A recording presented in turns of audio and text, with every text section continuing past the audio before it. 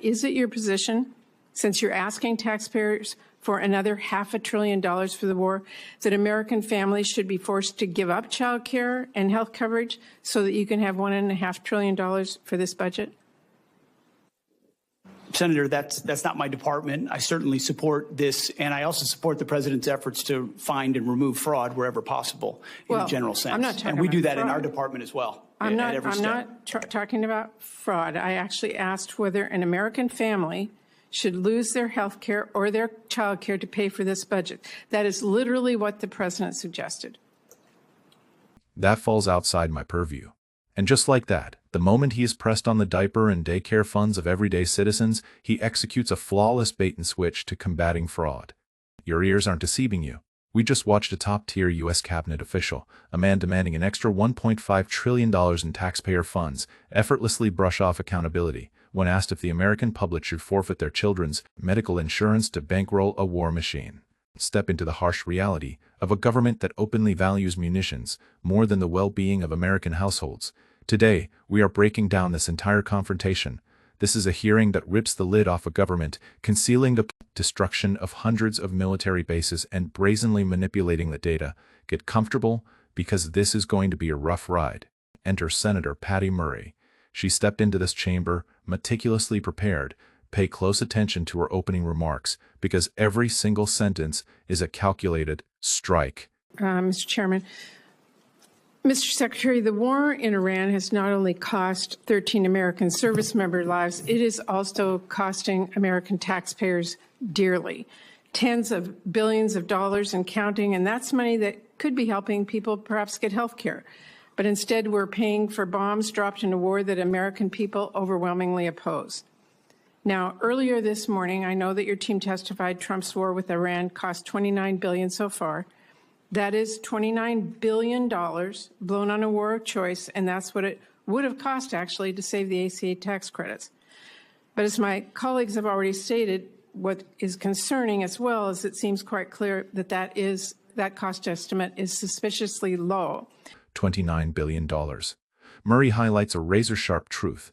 That exact figure is what's required to rescue the Affordable Care Act, ACA, tax credits. For countless families, those funds represent the boundary between receiving medical care and falling into financial ruin. Rather than preserving lives, that capital was converted into explosives. But focus on her final point. That cost estimate appears suspiciously low. Why is it questionable? Because that figure is a heavily sanitized lie. Murray is well aware of the cover-up. Earlier, the administration's own acting comptroller accidentally admitted that damages to U.S. infrastructure were excluded from that $29 billion calculation. Watch how Murray corners the secretary regarding the true extent of the devastation, and observe how he dodges the constitutional duty of supplying data to Congress. Now, your acting comptroller suggested that damage to U.S. facilities was not factored into that figure. It is clear that there has been extensive damage to American military assets. New reporting from the Washington Post and others indicates that Iran has hit at least 228 structures or pieces of equipment at U.S. military sites. Can you tell us what the cost of damage done to U.S. facilities is because of this war?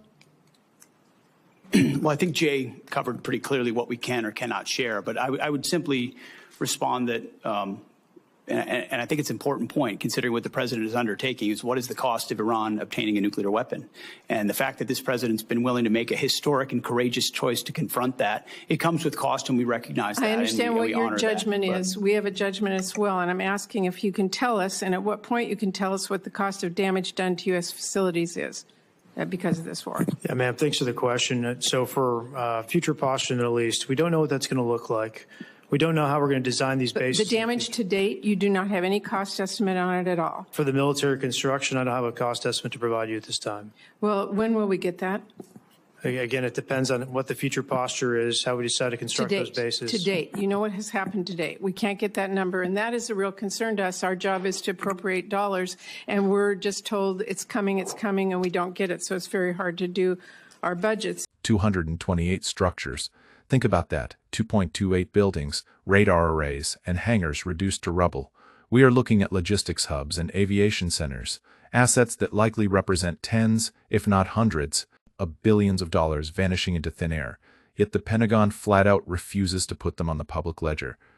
When an elected senator asks a straightforward question, what is the true financial damage, the Secretary's defense is articulated quite clearly what information we are permitted to disclose. Wait a minute. Who is Jay? Since when does an unelected, anonymous bureaucrat named Jay dictate what the United States Congress, the body that controls the nation's purse strings, is permitted to review? That is a staggering overreach of executive authority. The entire framework of checks and balances has been neutralized. And the moment the secrecy is challenged, Hegseth immediately plays the nuclear threat card. That is not an accounting answer. It is pure psychological warfare. He is essentially warning Congress. If you demand financial transparency, you are paving the way for nuclear Armageddon. They leverage apocalyptic fear to bypass fiscal accountability. They refuse to release the historical receipts, but they have no problem extending their hands for a new, mind-boggling sum. And right now, Mr. Secretary, people are paying $4, $5, even $6, $7 for gas, and American taxpayers are now on the hook as well for paying for this disastrous war. You're spending families' hard-earned tax dollars on a war that many strongly oppose, and you're forcing people to pay more at the pump, and yet you're not even providing a real breakdown for the cost of this war so far. We have no real details, you have indicated that, and yet now you want Congress to send you $1.5 trillion more. To me, that is unacceptable, and I hope our Republican colleagues will join us in not only rejecting that absurd request, but in insisting that the American people get the actual answers on how much money, their money, we are spending on this. $1.5 trillion, $1.5 trillion. To put that in perspective, if you counted $1 per second without ever taking a break, it would take you 47,500 years to reach the amount of money he is demanding. While your daily expenses are being suffocated by inflation, here is their reality. They lose 228 military installations, dodge all accountability, refuse to show the public receipts, and then nonchalantly request an extra $1.5 trillion. $1.5 trillion is a figure almost too vast for the human mind to process, but you must realize this, that money doesn't magically appear. It is a massive wealth transfer. It is siphoning the lifeblood out of the middle class from the citizens agonizing at the gas pump and funneling it directly into an unchecked, sprawling military-industrial complex. We've reached the boiling point. This is the exact moment the elite's mask slips completely. Watch this entire sequence as Hegseth attempts to deflect blame onto past administrations, and witness how Murray drops the hammer. Now, let me turn and say, Secretary Hegseth, the president has called Medicaid, Medicare, and Childcare little scams and said, quote, we're fighting wars, we cannot take care of daycare.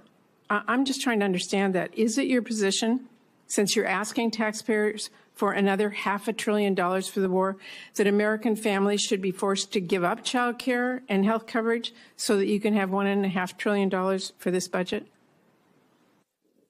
Senator, that's not my department. I certainly support this, and I also support the president's efforts to find and remove fraud wherever possible in a general sense. I'm not talking and we do that fraud. in our department as well. I'm not talking about fraud. I actually asked whether an American family should lose their health care or their child care to pay for this budget. That is literally what the president suggested.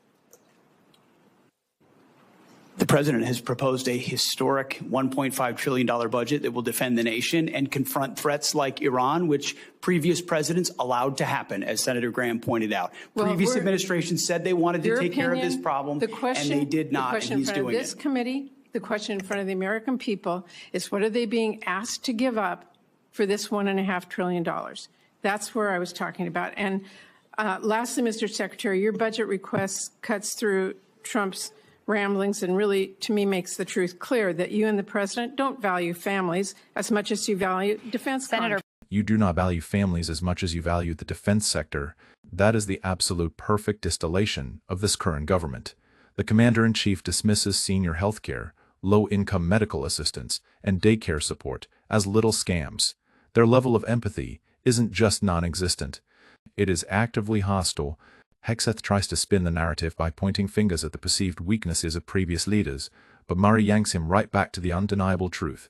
The real question facing the American public is this: what are they being forced to sacrifice for this $1.5 trillion?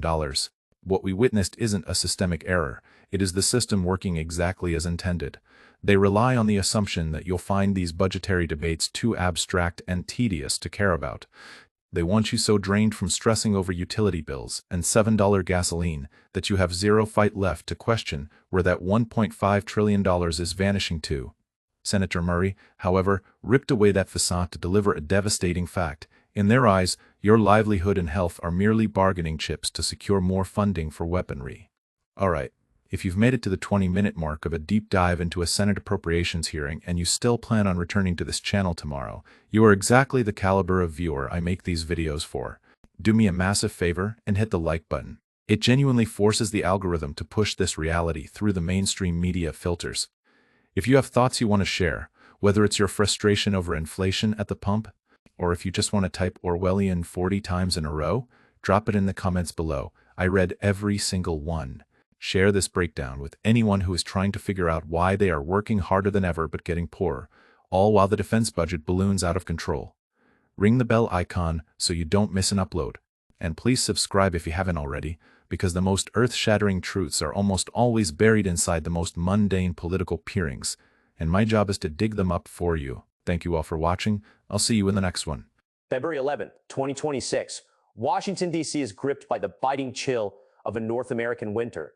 But inside the House Judiciary Committee hearing room, the atmosphere is ignited by a tension so extreme it feels suffocating. I stand in the corner of the room, observing the press and public galleries, which have been packed since before dawn. Every eye, every camera lens is fixed on a single woman, Pam Bondi. She sits there with an unnerving calm, as if she has rehearsed 1,000 times in front of a mirror to ensure not a single crack of hesitation or fear shows through. But behind this woman, lurking in the dark power corridors of the DOJ and the FBI, is a figure that the history of American justice must name, Kash Patel.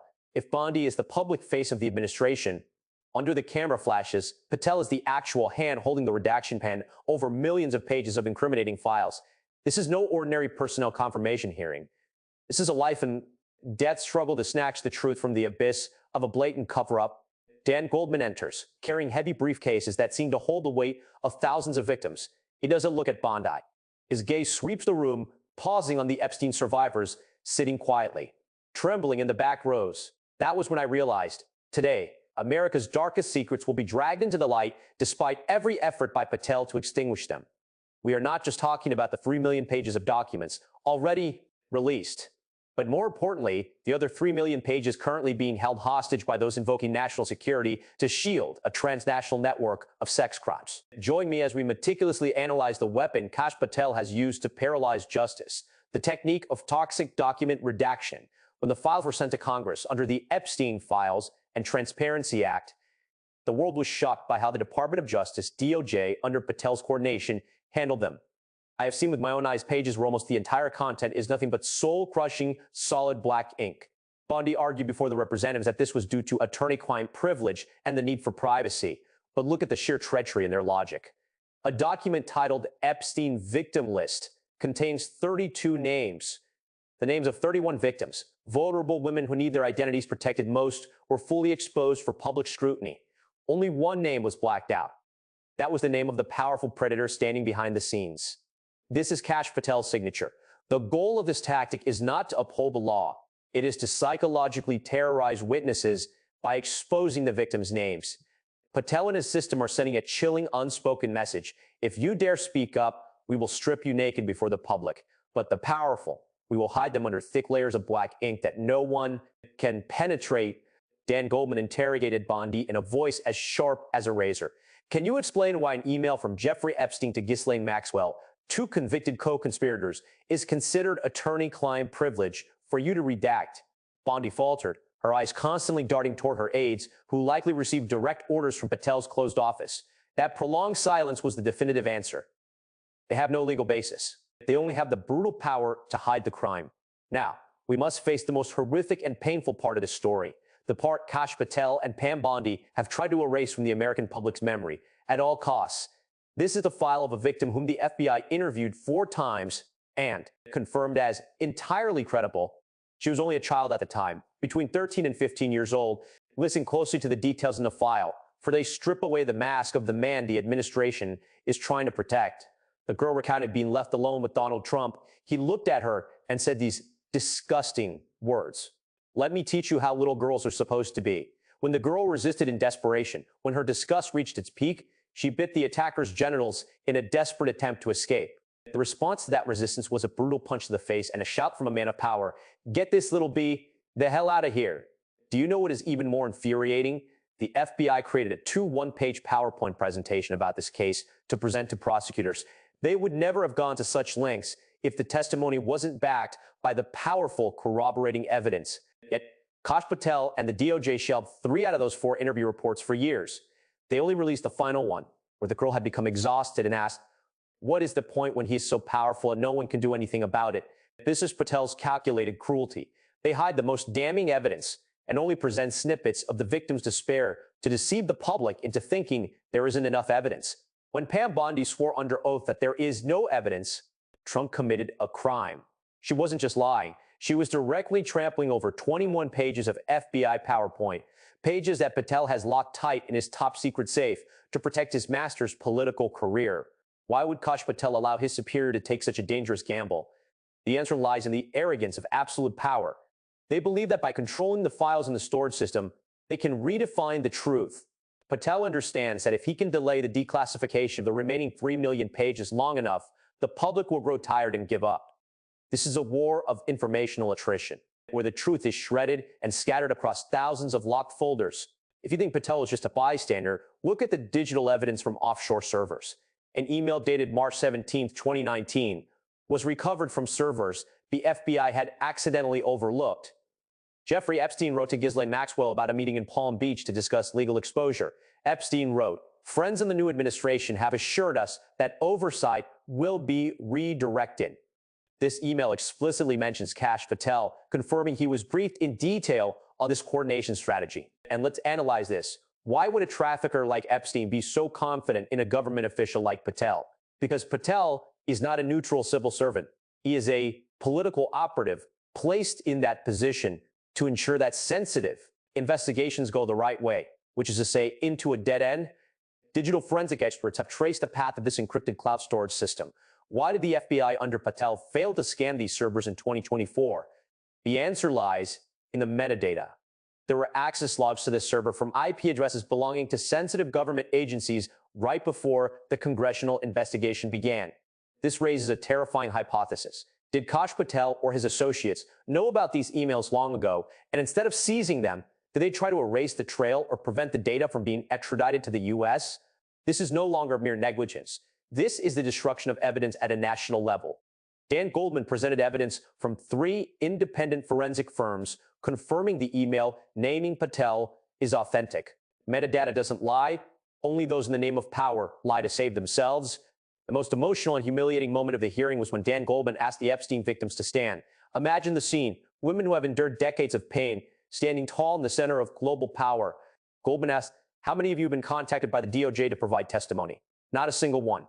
"How many of you proactively reached out but were ignored?" Every single hand went up. Meanwhile, Todd Blanche, Patel's right-hand man, continues to arrogantly claim in the media that they have worked with all victims. This is a systemic betrayal.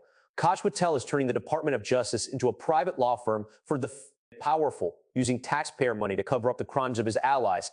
They are creating a precedent where any crime, no matter how heinous, can be washed away if the perpetrator has the right connections to those controlling the redacted files. We must question the remaining 3 million pages. If what we know now about the 3-year-old victim is this sickening, what lies in the shadows? Is it the list of flights to Epstein's Island that Trump denied 8 times? Is it evidence of Trump calling the Palm Beach police chief to probe as soon as the investigation began? Kash Patel's presence in this script is to ensure those pages never see the light of day. He knows that if those files come out, they will destroy a power network built on utter moral bankruptcy. My friends, what we have just walked through is not just a dry political report. It is an indictment of the rod of power when it falls into the hands of people like Kash Patel and Pam Bondi.